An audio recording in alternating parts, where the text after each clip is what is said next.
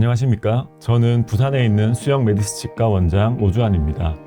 저는 오늘 상악동 거상에 있어 보다 쉽고 안전하면서 예지성 있게 상악동 거상을 할 수 있는 요즘 제가 하고 있는 방법에 대해 소개해 드리려고 합니다. 상악구치부가 상실되었을 때 임플란트를 위한 잔존골의 폭과 높이가 충분한 경우는 아주 운이 좋은 경우라고 할 수 있겠습니다. 이 환자분은 운이 좋게도 10번대 구치부 상실 부위에서 협설폭이 충분하고 잔존 치조의 높이 또한 충분한 케이스로 아직 완전히 치유되지 않은 발치화 부위에 약간의 고리 식수를 동반하긴 하였지만 쉽게 수술을 마무리했던 환자분입니다. 하지만 이런 경우가 많지 않다는 게 치과 의사로서는 아쉬운 점입니다. 우리가 임상에 만나는 환자분들은 대부분 이런 상태가 더 많은 것 같습니다. 치조제는 발치가 된 이후 폭과 높이가 줄어들어 있고 위로는 상악동의 함기화로 임플란트를 식립하기에는 잔존 치조제의 높이가 줄어든 경우가 많습니다. 따라서 상악구치부 임플란트를 하기 위해서는 상악동 거상을 함께 고려해야 하는 경우가 많고 상악동 거상을 어떻게 할 것인가를 생각할 때 첫 번째로 고려되는 부분은 잔존 치조의 높이이며 이에 따라 라테랄 윈도우를 형성할지 크레스탈로 접근하여 거상할지를 제일 먼저 결정하지 않나 싶습니다. 상악동의 발생 과정과 성장에 대해 간단히 살펴보게 되면 상악동은 좌측 그림처럼 4개의 부비동 중 하나로 상악치조제 상방에 위치하게 됩니다. 태어났을 때는 작은 크기이지만 성장함에 따라 점차 그 크기가 커지게 됩니다. 치아와 관련해서는 치아 맹출 시 치조돌기의 발달에 따라 급격히 확장되며 치아 상실 후에는 그 크기가 줄어드는 것이 아니라 아래로 더 확장되는 특징을 가집니다. 때문에 우리가 만나는 상실된 구치부에서는 상악동 하연이 더 하방으로 침하되어 있는 경우가 많습니다. 상악동 거상 방법 선택 시에 고려해야 할 점에 대해 생각해 본다면 먼저 상악동 상태에 대한 평가를 먼저 해보는 것이 중요할 것 같습니다. 잔존 치조제의 높이는 어느 정도인지, 그리고 CT상에서 상악동 폭경의 정도는 어떠하며 그 형태는 어떠한지, 상악동 외측벽의 두께가 너무 두껍다면 접근 시 천공 위험이 높아지기 때문에 외측벽의 두께는 너무 두껍지 않은지, 상악동 거상 시에 막의 두께와 탄력도에 영향을 미치게 되는 상악동 내의 건강 상태는 어떠한지, septum 등의 복잡한 구조를 가지지 않았는지 등에 대해 먼저 전반적으로 평가해 보는 것이 중요합니다. 1996년에 상악동 거상 시 사이너스 하연까지의 거리인 잔존 치조제에 따라 접근 방법을 분류하였습니다. 10mm 이상일 경우에는 일반적인 임플란트 시술을 하였고 7에서 9mm일 경우에는 오스테오톰을 이용해 크레스탈로 약간 거상하면서 즉시 식립을, 4에서 6mm인 경우에는 라테랄 어프로치 후 픽스처를 즉시 식립 또는 지연 식립하였으며 1에서 3mm 정도의 경우에는 라테랄로 거상 후 지연 식립을 제한하였습니다. 최근에는 임플란트 표면 처리가 좋아졌고 상악동 거상 시 사용하는 기구와 재료가 발전하게 되면서 이 기준은 조금씩 달라지는 것 같습니다. 대략적으로 8mm 이상일 경우에는 짧은 임플란트를 선택하거나 거상하지 않고 식립하는 방법을 선택하고 4에서 7mm 정도일 경우에는 임플란트 식립 위치에 상악동 망의 거상과 약간의 고리식을 해주는 크레스탈 엘리베이션 방법을 선택하게 되며 1에서 5mm일 경우에는 라테랄 윈도우 방법을 선택하는 것 같습니다. 하지만 어떤 방법을 선택할지는 꼭 이 수치에 정해진 것은 아니며 상악동의 형태, 안팎의 너비, 술자의 선호도와 경험도에 따라 달라질 수 있겠습니다. 그리고 CT상에서 상악동 당면을 확인하여 상악동 폭경에 대한 체크가 필요합니다. 상악동이 좁은 형태인지 아니면 평준 정도인지 아니면 넓은 형태인지를 확인하여 접근 방법을 선택해야 합니다. 2018년도에 발표된 크리스탈을 통한 상악동 거상을 했을 때 신생골이 만들어지는 정도에 대한 논문을 보면 상악동 폭경이 12mm 미만인 경우에는 신생골 형성 정도가 높았지만 그 이상일 때는 신생골 형성이 현저히 낮은 결과를 얻을 수 있었습니다. 이를 통해 상악동 폭경이 넓은 경우에는 신생골 형성 정도가 떨어지므로 크레스탈을 통한 상악동 거상술을 선택하는 것은 주의해야 함을 알 수 있습니다. 그렇다면 라테랄 윈도우 방법과 크레스탈 엘리베이션 방법에 대해 간단히 알아보겠습니다. 라테랄 윈도우 방법은 협측 피질골에 상악동을 거상할 수 있는 기구가 들어갈 수 있게 넓은 창을 형성하여 상악동막을 직접 눈으로 보면서 방미하여 거상하는 술식입니다. 상악동 내 메디알 월까지 거상을 하게 된다면 혈류 공급을 충분히 받을 수 있기 때문에 잔존 치조의 높이가 낮아 골이식이 많이 필요한 경우에도 많은 양의 골을 만들 수 있고, septum 같은 불규칙하고 어려운 해부학적 형태의 상악동일 경우에 유용한 방법입니다. 또한 넓은 폭경을 가진 사이너스일 때는 크레스탈로는 한계를 가지기 때문에 선택할 수 있는 방법입니다.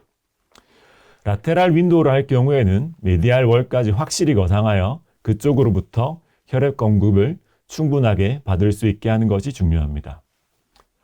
하지만 라테랄 윈도우 방법은 초심자가 시도하기에는 난이도가 높고 수술이 성공적으로 잘 이루어졌다 해도 수루 환자가 받는 불편감이 크다는 단점이 있습니다.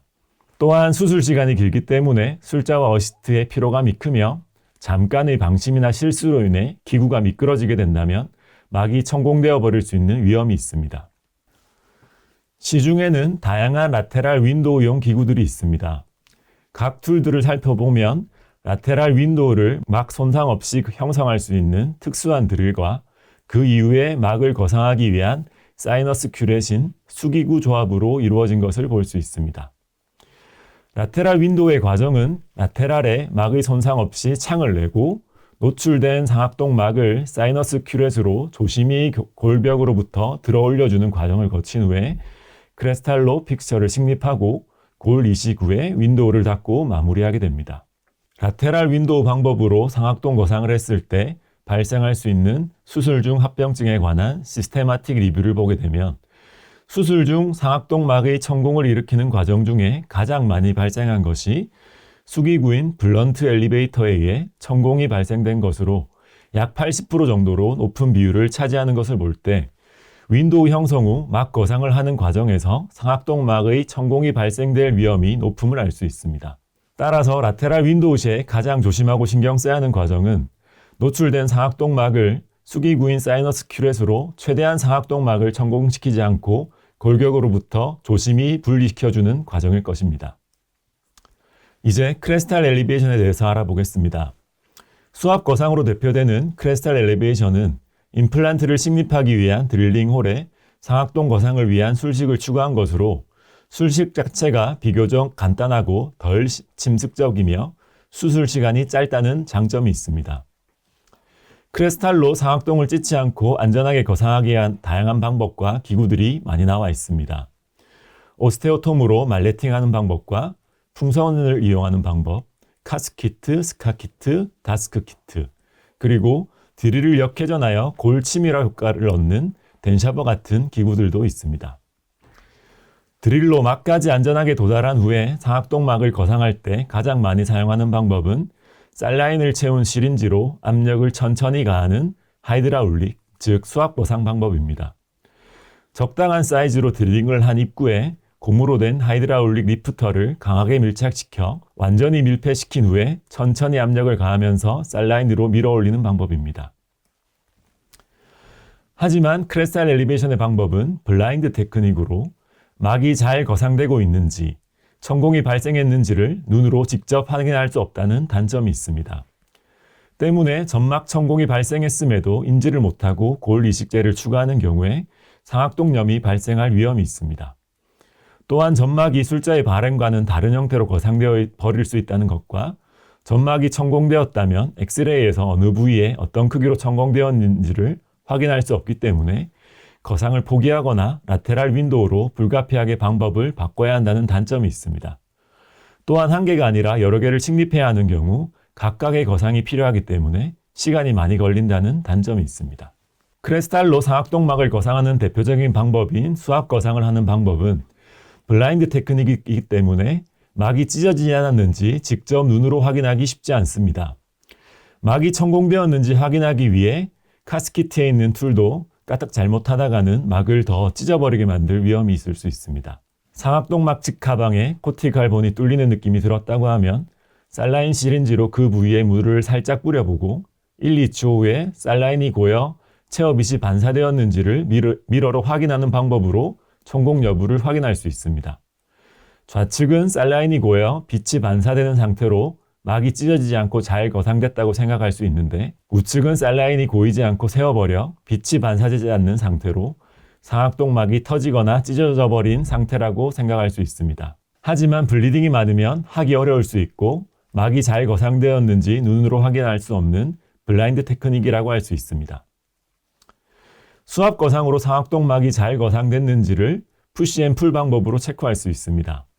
시린지에 살라인을 담아 1cc 정도를 천천히 밀었다가 다시 뒤로 당겼을 때 살라인이 약간 혈액이 묻어 나오는지를 확인하는 방법입니다. 상악동 점막이 정상적으로 잘 거상이 되었다면 그 아래로 약간의 혈액이 차게 되는데 이것이 같이 딸려오는지를 확인하는 방법입니다. 이와 달리 막이 찢어졌다고 하면 당겼을 때 혈액이 묻어나지 않게 됩니다. 하지만 수압 거상 시 제일 중요한 것은 고무로 된 하이드라울릭 리프터를 홀에 완전히 밀폐시켜 압력을 가하는 것인데, 그게 안 되는 상태라고 하면 물이 새어버리기 때문에 수압 거상으로 막을 거상하는 것도 이렇게 당겨서 혈액이 묻어나오는지를 확인하기 어려운 방법입니다. 또한 수압 거상의 방법은 술자가 원하는 결과를 항상 얻기 힘들다는 단점이 있습니다. 좌측 위 상방의 A 그림처럼 수압 거상을 했을 때 우리가 가장 원하는 패턴인 A같이 바로 직상방으로 거상이 되는 경우를 얻는 경우는 35% 정도 된다고 합니다. 하지만 B같이 편심으로 치우쳐져 비대칭으로 거상되는 경우가 그보다 큰 51% 정도 된다고 하며, 그 외에 거상이 안 되고 수평적으로 퍼지는 경우가 10%, 그리고 수압에 의해 막이 터지는 경우가 3% 정도 된다고 합니다. 즉, 수압으로 상악동막에 힘을 가하면 제일 약한 쪽에서 시작해서 제일 약한 쪽을 따라 진행되기 때문에 술자가 원하지 않는 형태로 거상될 수 있는 가능성이 높습니다. 때문에 푸시앤풀로 상악동 거상이 잘 되었다고 생각했지만 술자가 생각했던 것과는 다른 결과로 나타나는 경우가 생기게 됩니다. 이상으로 크레스탈 어프로치와 라테랄 윈도우의 방법에 대해 알아보았습니다. 두 방법 모두 상악동막까지 접근하는 과정 이후에 어떻게 하면 상악동막을 성공시키지 않고 조심스럽게 원하는 형태로 막을 안전하게 거상할 수 있는지가 제일 중요한 해결 과제라고 할 수 있겠습니다. 저는 오늘 상악동막을 거상하는 방법으로 하이드로겔 성분의 합성골인 엑셀로스라는 재료를 사용해서 상악동막을 거상하는 방법을 소개해드리고자 합니다. 이 방법으로는 상악동막을 거상할 때 맞닥뜨리게 되는 문제들을 어느 정도 해결해 줄 수 있는데, 수압을 이용했을 때 막이 어떻게 거상되는지를 방사선상에서 확인할 수 없다는 문제를 해결해 줄 수 있고, 제일 약한 부분을 따라 퍼지는 물과는 달리 젤 타입 성분이기 때문에 주입한 부분에 덩어리를 만들면서 상악동막을 거상시키게 되며, 때문에 좀 더 술자가 원하는 형태로 거상시킬 수 있다는 특징이 있습니다. 엑셀로스 인젝트라는 제품은 합성골인 베타-TCV 젤 타입의 시린지입니다. 45에서 70 마이크론의 굉장히 작은 알갱이 같은 베타-TCP 입자들로 이루어져 있고, 이런 비지들을 잘 뭉치고 흩어지지 않게 점도를 맞추기 위한 폴록사머 407이라는 성분과 점주도를 조절하기 위한 HPMC 젤 등의 생분해성 하이드로겔과 섞인 형태입니다. 인체와 같은 37도의 액체에서 시린지를 짰을 때 흩어지지 않고 30분 정도는 그 덩어리 모양을 유지하는 특징이 있습니다. 엑셀로스 인젝트를 개봉해보면 밀봉된 시린지에 흰색의 겔이 들어있는 제품입니다. 제품 내에 동봉된 팁이 있긴 한데 이걸 사용하기보다는 바나나 형태의 약간 곡선을 가지는 전용 시린지에 옮겨 담아 사용을 하는 것을 추천드립니다.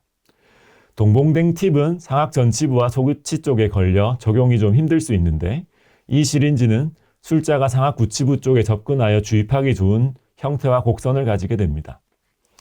이 전용 시린지는 2.8mm의 직경의 팁을 가지게 되는데, 이 팁이 딱 들어갈 수 있도록 3mm 정도의 작은 구멍만 형성하여 상악동을 거상해 줍니다. 엑셀로스 인젝트를 바나나 시린지에 옮겨 담는 과정을 담은 영상입니다. 바나나 시린지를 오픈하고 엑셀로스 인젝트를 바나나 시린지 내로 천천히 조심스럽게 옮겨 담고 다시 바나나 시린지를 끼워주고 끝까지 밀어줘서 준비를 하게 됩니다. 바나나 시린지에 옮겨 담을 때는 팁을 꽉 끼게 잘 고정시킨 후에 천천히 밀어주면서 옆으로 새지 않게 옮겨주는 것이 재료를 온전히 다 사용하기 위한 중요한 팁이 될 수 있습니다. 이처럼 잘 고정시키지 않고 옮겨 담을 경우에 재료가 이렇게 새버리기 때문에 조심해야 합니다. 자, 이제 엑셀로스 인젝트로 상악동막을 거상하는 방법에 대해서 설명드리겠습니다.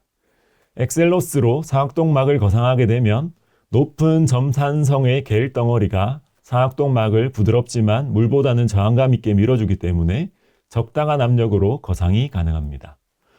또한 수압 거상 시 막 거상이 잘 되었는지 방사선 사진으로 확인하기 힘든 것과는 달리 엑셀로스는 방사선 불투과상으로 파노라마와 CT에서 확인이 가능합니다.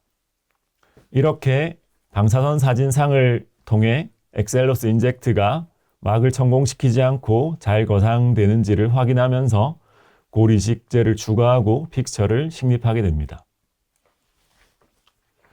그리고 엑셀로스로 막을 거상하다가 막이 천공되었다 하더라도 상악동 막을 빠져나간 엑셀로스는 큰 이물 반응 없이 상악동 내에서 파일주 후에는 대부분 흡수되는 특징을 가집니다.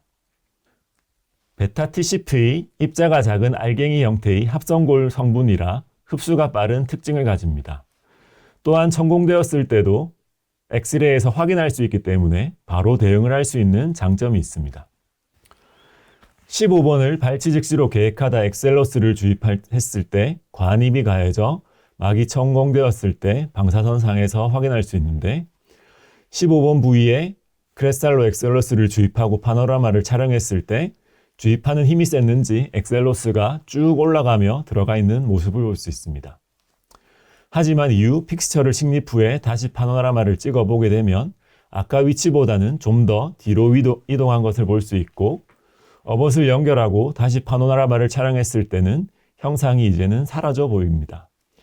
이것은 어느 정도의 점도를 가지고 있으나 흐림성이 있는 재질이기 때문에 환자분이 누웠다 일어났다를 반복하면서 이동한 결과입니다.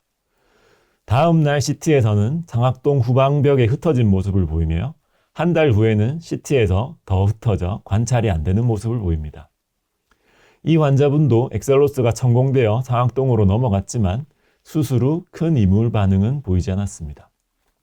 이처럼 엑셀로스 인젝트는 상악동막 거상에 특화된 제품이라고 할 수 있습니다.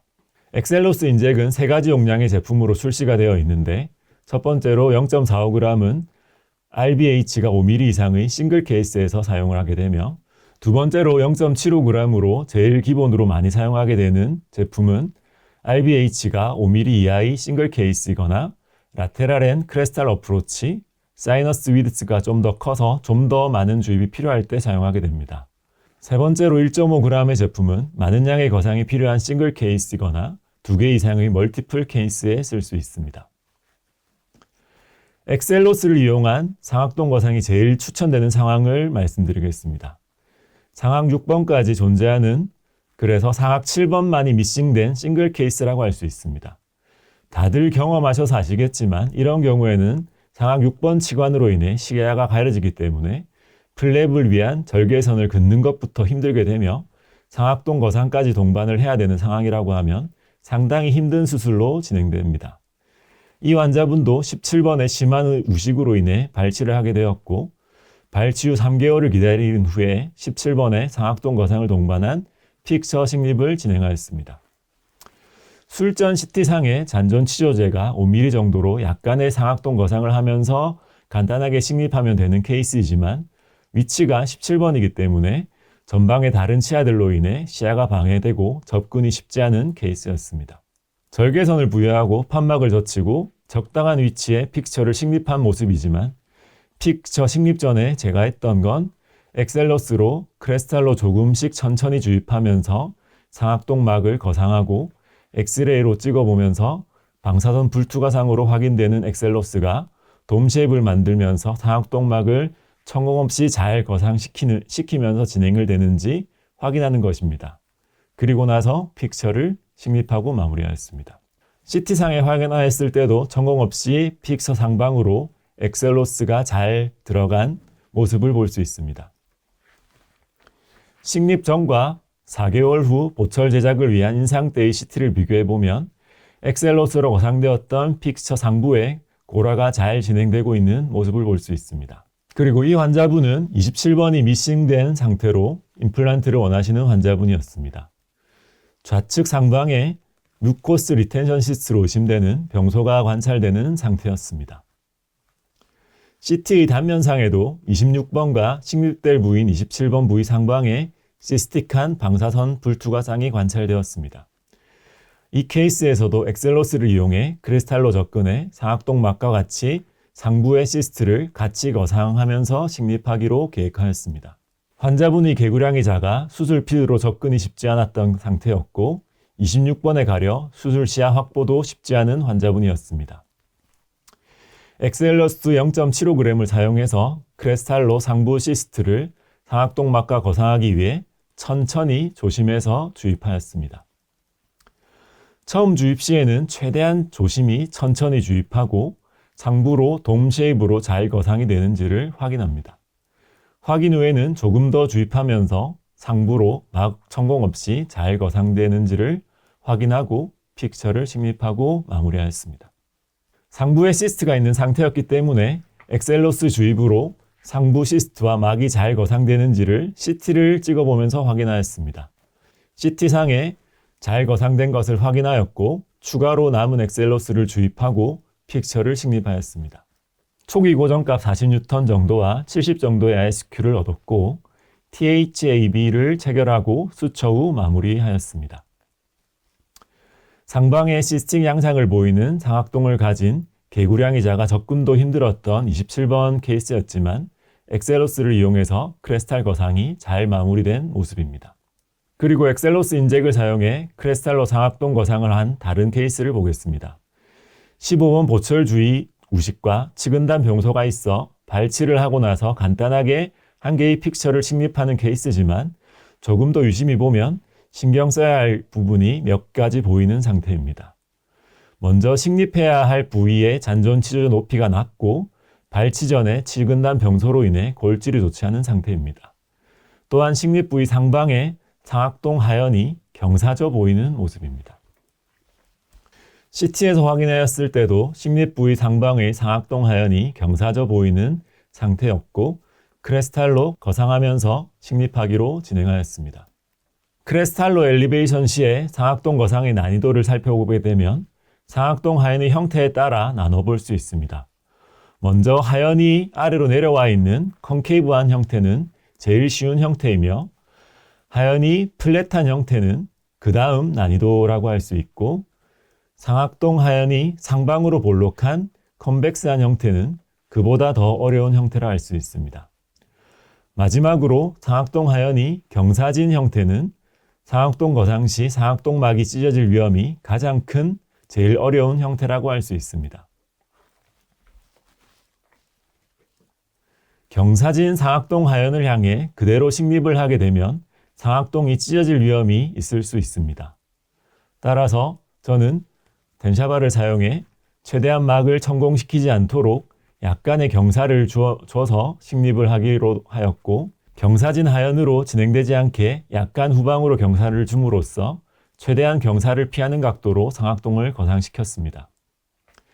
또한 이 경우에 상악동막이 천공되었는지를 확인하기 위해 엑셀로스를 주입하여 엑스레이에서 확인하기로 하였습니다. 그리고 픽처를 식립하기로 하였습니다.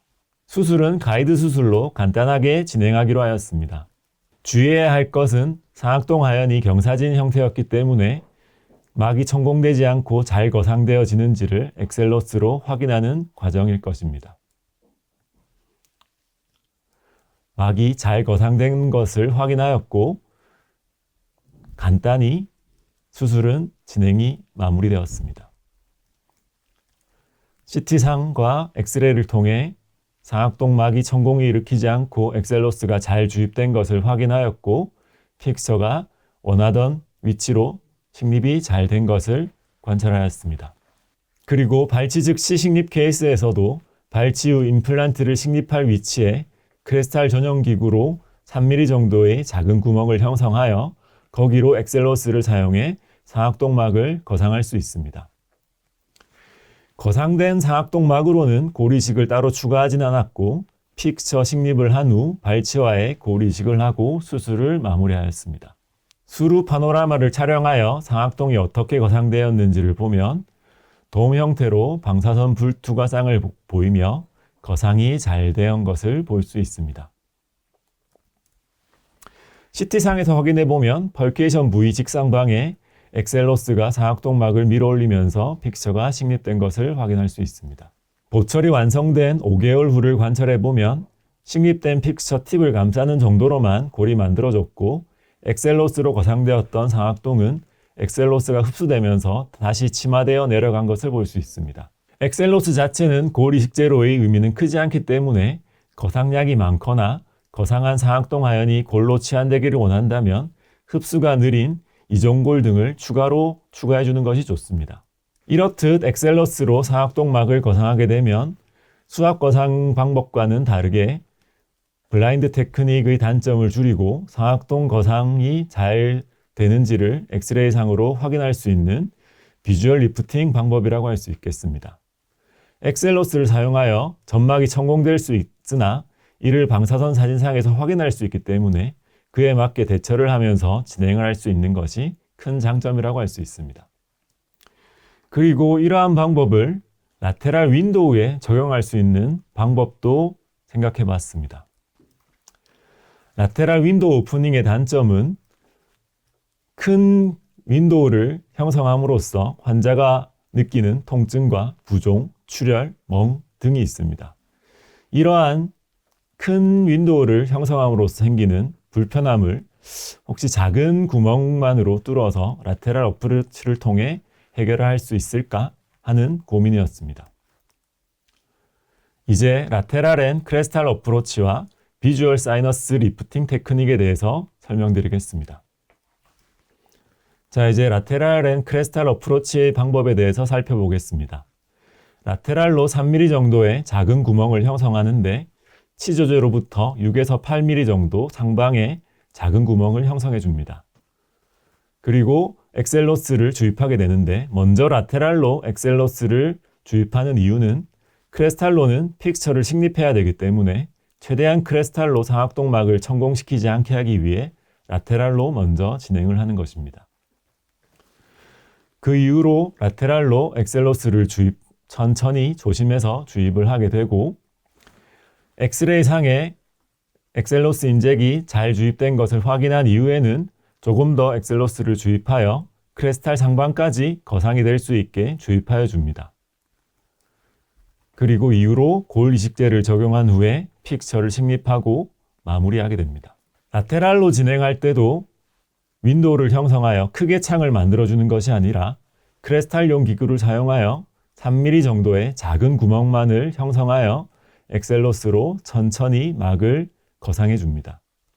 상악동막을 거상할 때 천천히 약한 힘으로 주입을 하는 것이 중요합니다. 저는 홀 형성을 위해 SCA 키트를 사용하고 있습니다만 각자 구비하고 있는 크레스탈용 거상 키트를 사용하시면 되겠습니다. 크레스탈로 접근할 때도 3mm의 작은 구멍을 형성하고 엑셀로스로 조심스럽게 거상시켜준 후 골이식제를 적용하고 픽처를 식립하고 마무리를 합니다. 이제 엑셀로스를 사용해서 라테랄 앤 크레스탈로 진행했던 몇 개의 케이스를 보겠습니다. 먼저 상악 7번 케이스입니다. 잔존 치조제가 3mm 정도였고 크레스탈로 막 거상과 픽처 식립을 하기에는 거상해야 할 양이 꽤 많은 상태였습니다. 상악동 측벽의 두께가 얇으므로 라테랄로 먼저 3mm 정도의 홀을 형성하여 엑셀로스를 주입하기로 하였습니다. 치은절개 후 플랩을 형성하고 치조제 상방 6mm 정도의 3mm의 홀을 만들 위치를 잡아봅니다. 그리고 3mm 정도의 작은 홀을 형성한 후에 엑셀로스를 주입하였고 엑스레이 상에 잘 거상되었는지를 확인한 후에 크레스탈로도 똑같이 3mm 홀을 형성한 후에 엑셀로스를 주입하였습니다. 엑스레이 상에 상악동막의 천공 없이 라테랄과 크레스탈로 두 개의 돔 형태로 잘 거상된 모습을 볼 수 있었습니다. 거상해야 하는 양이 꽤 많은 편이었으므로 골 이식제를 추가해 주었고 이때는 이종골을 사용하였습니다. 픽처를 식립하고 흡수성 차폐막을 적용한 후에 수처하여 마무리하였습니다. 수술 후 엑스레이를 찍어 확인해 보았을 때 파노라마와 CT상에 상악동막이 잘 거상돼 올라간 형태로 픽처가 잘 위치된 것을 확인할 수 있었습니다. 이런 과정을 통해 픽처를 식립하고 마무리하였습니다. 자, 그리고 두 번째로 미니멀 인베이시브하게 치료를 해본 케이스입니다. 16번과 17번의 미싱으로 내원하신 70대 여성 환자분이셨는데 이분은 세팔로상에 머리 쪽에 스텐트가 보이는 상태였습니다. 혈전 용해제를 드시고 계시다가 임플란트 치료를 위해 대학병원에서 다른 약으로 변경해 주셔서 현재 수술은 가능하지만 좀 더 안전한 치료를 위해 보다 덜 침습적인 수술을 계획해야 했습니다. 라테랄 크레스탈 어프로치로 상악동을 거상하면서 가능한 픽처 식립까지 동반한 수술을 계획하였습니다. 파노라마상으로 16번 치주조에는 명확한 코티컬 라인이 보이는 반면에 17번 치주조정 부위에는 뭔가 뿌연 양상으로 보입니다. 구강 내 사진에도 16번 부위의 힐링 상태는 깨끗한 데 비해 17번 부위는 푹 꺼진 양상을 볼 수 있었습니다. 이런 상태에서는 크레스탈로 거상 시에 상악동이 천공될 위험이 크므로 라테랄로 먼저 접근하여 막을 거상한 후에 크레스탈로 접근하는 것이 안전할 거라 생각되었습니다. 잔존 치주의 높이가 16번과 17번 모두 1, 2mm 정도 밖에 되지 않는 상태였으나 환자분의 현재 몸 상태를 고려했을 때 라테랄 윈도우를 크게 따는 것보단 최소 심습적인 수술을 위해 라테랄 크레스탈 어프로치 방법을 계획하였습니다. 16번과 17번 모두 양쪽 버컬 6에서 7mm 정도 부위에 코티컬 두께가 굉장히 얇아 홀을 쉽게 만들어줄 수 있는 상태였습니다. 판막을 젖혔을 때 16번의 힐링은 깨끗하였으나 17번의 힐링은 덜 되어 푸석해 보이는 모습입니다. 16번 식립 부위 라테랄에 먼저 엑셀로스를 주입을 하기 위한 작은 홀을 형성하기로 하였습니다. 술전 CT상에서 확인했듯이 버컬본 두께는 얇은 상태였으므로 3mm 정도의 스타퍼를 달아 조심히 홀을 형성하였고 막이 천공되지 않은 것을 확인한 후에 엑셀로스를 주입하여 주었습니다. 그리고 파노라마를 찍어 확인하였을 때 부드러운 곡선을 그리며 돔 형태로 상악동 막이 잘 거상되어 있는 것을 파노라마 상에서 관찰하였습니다. 이제는 크레스탈로 진행하기로 하였습니다. 16번 부위는 골이 깨끗하고 단단하게 힐링이 된 반면에 17번 부위는 발치화 부위가 푸석해 보이는 상태였습니다. 17번 쪽 상방의 멤브레인 상태가 약간 걱정이 되는 상태였고 어쨌든 양쪽 모두 조심스럽게 엑셀로스를 주입하였습니다. 아까의 파노라마 상에서 보이는 돔 형태의 또 다른 형태의 방사선 불투과 상이 관찰됩니다.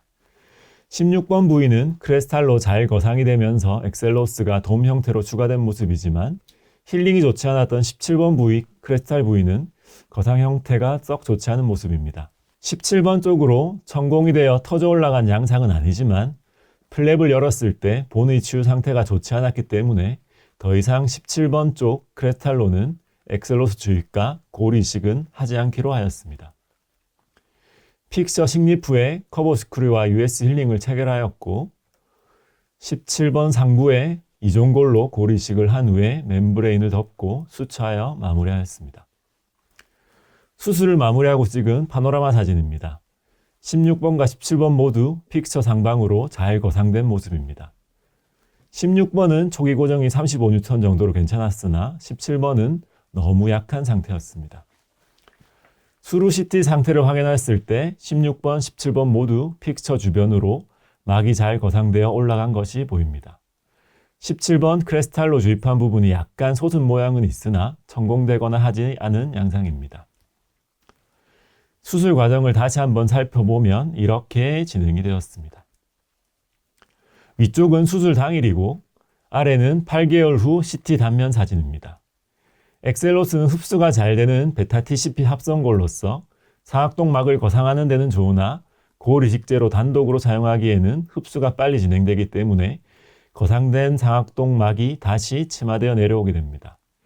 잔존 치조제가 작고 거상량이 많은 경우에는 이종골 같은 하이드록시어퍼타이트가 많은 골 이식제를 선택해 추가해 주는 것이 좋겠습니다. 네, 다음 케이스는 엑셀로스 주입 시 천공이 발생하였지만 잘 커버하며 마무리한 케이스입니다. 오른쪽 위에 치아가 찬 거와 뜨거운 거에 많이 시리다는 주소로 내원하신 분입니다. 17번 엔도페리오리전으로 의심되는 치근 주변 병소를 보이는 상태로 브릿지 제거 후 신경치료에도 17번의 계속적인 통증과 치아 주변 삼출물이 나오는 상태였습니다. CT를 찍어본 결과 17번의 구개측 치근과 치근 분지부 주변으로 심한 골 소실을 보이는 상태라 발치를 결정하였습니다. 17번 발치 후 4개월을 기다렸고 발치 후 4개월 정도 힐링시킨 후 16번과 17번의 수술을 진행하고자 CT를 촬영하였습니다. 16번은 치조제가 잘 힐링된 양상이었고 라테랄로 8mm 정도의 상방의 얇은 부분에 홀을 형성하려고 계획했고 17번은 발치 전 팔라탄 쪽 본노스가 컸던 부분인데 치조제 쪽으로 힐링 상태가 좋지 않아 보이는 상태였습니다. 또한 라테랄로 홀을 형성하려고 하니 버컬본이 너무 두꺼워 보여 쉽지 않은 상태였습니다. 판막을 열어보니 발치 전에 심한 골 소실을 보였던 17번의 특히 팔라탈 쪽 치근의 힐링이 좋지 않았고 치조제 위로 상악동막이 비쳐 보일 정도의 상태였습니다. 16번 쪽 라테랄로 3mm 홀을 형성한 뒤 상악동 점막이 깨끗하게 잘 보이는 상태이고 17번은 두꺼운 라테랄 본 쪽으로 홀이 잘 안 뚫려 더 상방으로 홀을 재형성해 줬는데도 너무 위쪽이라 판막을 젖히고 드릴링하는 게 힘들었습니다. 엑셀로스 1.5g을 주입하고 파노라마를 찍어봤는데 16번은 잘 거상이 되어 보이지만 17번 주위는 주입된 엑셀로스가 덩어리 형태가 아니고 선을 그리며 쭉 짜여진 양상으로 상악동막이 천공되었음을 나타내는 전형적인 양상을 보였습니다. 제가 라테랄 앤 크레스탈 어프로치를 이용해 라테랄을 먼저 진행을 해주는 이유 중 하나는 의도치 않게 천공이 생겨도 그걸 해결해 줄 수 있는 세컨 찬스를 가진다는 것입니다. 라테랄로 엑셀로스를 주입하다 천공이 발생되었다고 해도 크레스탈로 접근해서 다시 엑셀로스를 주입하여 상악동을 거상시킨 후 하고자 했던 수술을 그대로 진행할 수 있습니다. 예기치 않은 천공이 발생했을 때 그걸 커버할 수 있는 방법이라고 할 수 있습니다. 라테랄로 천공이 발생하였지만 크레스탈로 접근하여 엑셀로스를 주입하여 막 거상이 잘 진행이 된다고 하면 라테랄로 천공된 부분과는 관계없이 수술을 잘 마무리할 수 있는 세컨 찬스를 가지게 됩니다. 엑셀로스로 잘 거상이 크레스탈로 된 걸 확인한 다음 골 이식제를 추가로 이식하고 픽처를 식립하여 마무리해 줄 수 있습니다. 라테랄로 천공이 생겼었기 때문에 크레스탈로 진행을 해보기로 하였습니다. 17번 쪽은 막이 약해 보이기 때문에 더욱 조심히 엑셀로스를 주입해야 합니다. 파노라마를 찍어 엑스레이로 관찰해보면 라테랄로 천공된 부위와는 별개로 16번과 17번의 돔 형태로 막이 잘 거상된 것을 볼 수 있습니다. 만약 수압거상으로 저렇게 막이 천공되었다고 하면 바로 근처에 다시 홀을 형성하고 수압으로 거상하는 건 아까 천공된 부분으로 물이 다 새어버리기 때문에 불가능한 방법일 것 같지만 엑셀로스로는 게일 타입의 덩어리로 밀어주기 때문에 크레스탈로 다시 한 번 더 상악동막을 거상하는 게 가능합니다. 거상해야 하는 양이 큰 관계로 볼륨 유지를 위해 이종골에 BMP를 섞어 골 이식을 시행해 줍니다. HA가 많은 이종골이 이식이 되면 좀 더 명확하게 방사선 불투과상으로 상악동이 채워진 양상을 볼 수 있습니다. 픽처를 식립하고 주변에 골 이식을 한 뒤 자폐막을 덮고 수처하고 마무리하였습니다. 17번 라테랄로 엑셀로스가 천공되어 나갔지만 세컨 찬스를 통해 크레스탈로 상악동 거상과 골 이식을 한 뒤 픽처를 식립하고 수술을 마무리하였습니다. 수술 과정을 다시 정리해보면 이렇게 진행이 되었습니다. 식립 후 2개월간 체크 양상을 보면 수루 부종, 통증 등의 불편감은 없었고 멍도 들지 않았습니다. 파노라마상에서는 3일과 일주일 때 상악동 점막 쪽에 비후 양상을 보였으나 2개월째에는 줄어든 양상을 보였습니다. CT상에서도 16번 식립부위 상부 점막이 3일과 일주일 때 비유된 양상을 보였으나 2개월 뒤에는 다시 감소된 양상을 보였고 17번 상부에 퍼포레이션 되어 빠져나간 엑셀로스는 3일째 관찰되지 않았으며 3일과 일주일 때 상부 점막이 비유된 양상을 보이다가 마찬가지로 2개월 때는 다시 감소된 양상을 보였습니다. 그리고 다음 케이스는 발치 후 힐링이 좋지 않아 상방의 상악동막이 찢어져 있었던 경우 그걸 엑셀로스를 이용해 바이패스 시켜 해결한 케이스입니다. 16번 측은단 부위 외입수와 심한 골소시를 보였고 병소가 상악동과 닿아 있는 환자분이었습니다. 우선 16번 발치를 진행하였고 엑스레이상 발치와 상태는 많이 좋지 않아 보였습니다. 발치 후 시간이 지남에 따라 점차 치은이 힐링되고 있는 모습입니다. 발치 후 4개월 반의 힐링 기간을 준 후 이제 상악동 거상을 동반한 GBR을 계획하였습니다. 술전 치은의 힐링은 이제 양호한 상태였으나 판막을 열어보니 골의 힐링은 좋지 않은 상태였습니다. 부석한 골을 긁어내다 보니 상악동막이 찢어져 보입니다.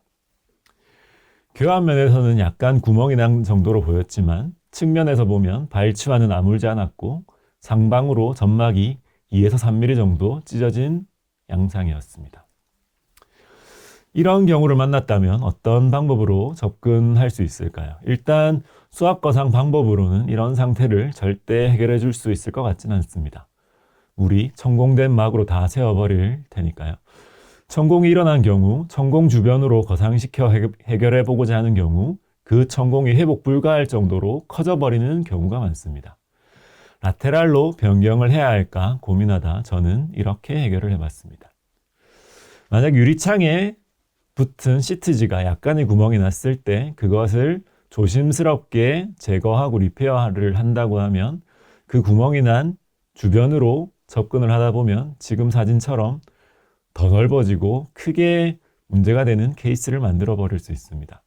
이럴 경우 생각해 보면 그 구멍이 난 부분이 아니고 모서리 쪽을 떼준다든지 옆으로 조심히 제거해 주는 것이 필요할 것입니다. 이런 상태로 찢어진 상악동막을 엑셀로스를 이용해 거상해 보기 위해 라테랄로 앞뒤로 홀을 만들어 주었습니다. 먼저 뒤쪽 홀에서 앞쪽으로 방향을 잡아 엑셀로스를 천천히 주입하여 주었습니다. 홀 쪽의 상악동막을 거상시키면서 천공이 되었던 부위 옆으로 엑셀로스가 빠져나오는 것을 확인할 수 있었습니다. 똑같은 방법으로 앞쪽 홀에서 뒤쪽으로 한 번 더 엑셀로스를 주입하여 엑셀로스가 나오는지 확인하였습니다. 앞뒤로 형성된 홀에 주입한 엑셀로스가 찢어진 상악동막 구멍을 더 키우지 않고 옆으로 밀면서 잘 거상시키고 있는 것을 파노라마에서 볼 수 있었습니다. 엑셀로스는 어느 정도의 물성을 가진 덩어리이기 때문에 적절한 압력을 주면서 막을 거상시킬 수 있습니다. 찢어진 막 주위 쪽의 거상이 아직 약한 부족한 느낌이라 앞뒤 홀에 좀 더 엑셀로스를 주입하였고 파노라마상에서 찢어진 부위가 터지는 양상 없이 좀 더 거상이 되는 것을 확인할 수 있었습니다. 그리고 이후에 라테랄 홀에 이종골을 추가해 주었을 때 주입된 엑셀로스가 밀려 나오는 것을 볼 수 있었습니다. 발치와에도 골 이식을 하고 차폐막을 덮고 수처하여 마무리하였습니다. 수루 파노라마에서 엑셀로스로 조심히 거상된 상악동과 추가로 이식한 이종골로 인해 하얗게 채워진 모습을 볼 수 있습니다. 수루 CT를 촬영해 봤을 때 찢어진 상악동이 더 찢어지지 않고 상악동막이 잘 거상되어 올라간 것을 볼 수 있었고 그 하방으로 이종골이 채워진 모습을 볼 수 있었습니다. 수루 사진이고 6주 후에 잘 아물고 있는 치은 상태와 파노라마 양상입니다. 파노라마상에서 수루 직전관의 모습과는 다르게 이식제가 좀 더 치밀해지는 양상을 볼 수 있습니다. 골 이식 후 6개월이 지난 모습입니다. 거상을 위해 주입했던 엑셀로스는 거의 다 흡수되어 보이고 이종골을 이식한 부분은 하얗게 방사선 불투상을 보이며 점점 더 골화되고 있는 모습입니다. 이식된 골에 간단하게 픽처를 식립하는 것으로 계획을 하였습니다. 술전 스탠다드 엑스레이에서 고라가 잘 진행되고 있는 것을 볼 수 있었습니다. 프루빙을 해봤을 때 저항감이 어느 정도 느껴졌고 판막을 열었을 때 고라가 잘 진행되고 있는 양상이었습니다. 픽처 식립은 향후 보철에는 영향을 주지 않을 정도로 픽처 팁을 약간 근심으로 위치되게 식립하였습니다. 이렇게 한 이유는 거의 대부분이 이직한 이종골이 채우고 있는 상태라 그래도 약간 남은 잔종골에서 고정을 얻고 싶었습니다. 픽처 식립 수술 과정은 간단하게 마무리되었습니다. 수루 CT를 찍어봤을 때 CT상에 이종된 골 내로 픽처가 잘 들어간 모습을 볼 수 있었습니다.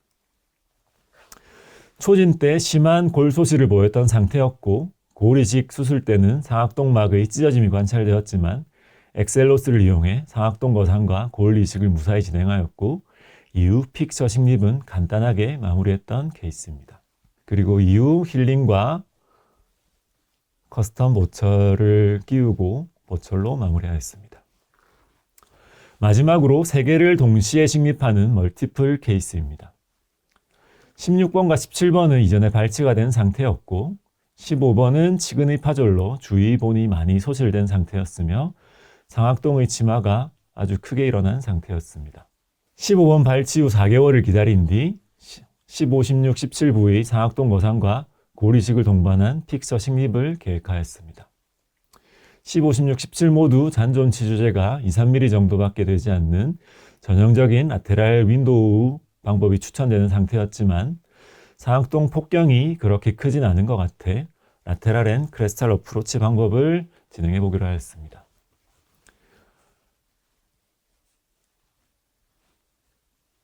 판막을 열었고 픽처가 식립되어야 할 바깥쪽 부분에 3개의 작은 3mm 홀을 형성하였습니다. 막은 다행히 찢어지지 않았고 엑셀로스를 3개의 홀에 천천히 주입하였습니다. 파노라마를 찍어 확인한 후 막이 찢어지지 않고 잘 거상되고 있는 모습을 관찰하였고 라테랄에 형성한 3개의 홀에 좀 더 많은 양의 엑셀로스를 추가 주입한 뒤에 파노라마를 다시 한 번 더 찍어봤습니다. 그리고 이제는 픽처를 식립할 위치의 크리스탈 쪽으로 3mm 정도의 홀을 뚫고 엑셀로스를 주입해 보았습니다. 라테랄로 주입된 엑셀로스가 막을 어느 정도 거상시켜 놓았기 때문에 조금은 편하게 엑셀로스를 주입하였습니다. 라테랄 어프로치를 통해 엑셀로스로 잘 거상이 됐기 때문에 추가로 크리스탈과 라테랄로 좀 더 주입을 하였고 이제 이종골을 추가로 이식해 준 뒤 픽처를 식립하고 파노라마를 찍어 확인한 모습입니다. 식립된 픽처 주변으로 충분히 잘 거상된 양상을 볼 수 있습니다. 그리고 차폐막을 깔고 수처하고 마무리하였습니다. 수루 CT를 촬영해 식립된 픽처 주위를 확인했을 때 식립된 픽처 상부에 돔 쉐입으로 잘 거상된 상악동 모습을 볼 수 있습니다. 크레스탈의 라테랄 어프로치로 엑셀로스를 사용해 상악동 거상을 시키는 과정을 파노라마에서 본 모습입니다. 술전 치료 계획 시의 CT와 수루 식립된 픽처 주변을 비교해 본 CT입니다. 이후 THAB를 넣고 차츰 단계의 힐링으로 교체시켜 나간 후에 커스텀 어벗을 넣고 보철을 제작하여 완성하였습니다. 커스텀과 임시치아 장착이 완료됐을 때 파노라마와 CT의 모습입니다. 자, 이제 마지막으로 정리를 해보겠습니다. 엑셀로스 인젝으로 사이너스 멤브레인을 비주얼하게 리프팅 시킬 수 있다. 그리고 크레스탈과 라테랄 앤 크레스탈 어프로치를 사용해 다양한 방법으로 활용을 할 수 있다. 그리고 수술 전 상악동 폭경의 상태와 치조제 양사 평가 후에 최선의 접근 방법을 선택해야 할 것이다. 그리고 수루 환자의 불편감을 최소화시키고 수루 결과에 대한 술자의 만족도를 얻을 수 있는 방법일 수 있겠다. 오늘 강의의 내용에서 멤브레인 엘리베이션과 블라인드 테크닉, 윈도우 디스컴포트를 엑셀로스를 이용해 상악동막을 조심해서 거상시키고 블라인드 테크닉인 크레스탈 어프로치의 단점을 완화해주는 비주얼 리프팅의 방법을 소개해드렸고 라테랄 윈도우 시에 환자가 받는 불편함을 스몰 오프닝을 통해 어느 정도 해결해 줄 수 있겠다 라고 말씀을 드렸습니다. 자, 오늘 경청해 주셔서 감사합니다.